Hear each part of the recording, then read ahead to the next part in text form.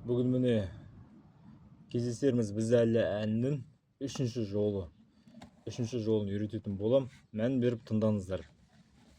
Енді біз 8-ші пернеге келдік. Схемасын қараңыздар, мен мына жерге видеоның астына мына жерге көрсетіп қоям бұрышына. 8-ші пернені басамыз. Міне кішкентай сызғақпен 2 рет тартамыз. Сосын 5-ші пернеге барамыз. Сосын 7-ші перне.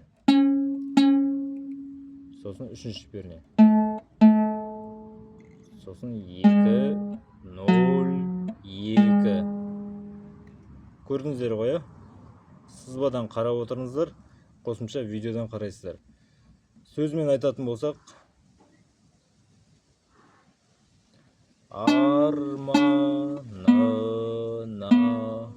буынға бөлесіздер ғой. Арманына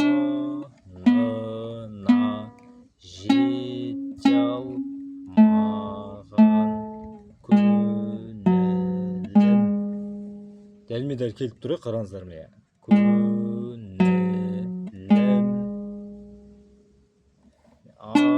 арманына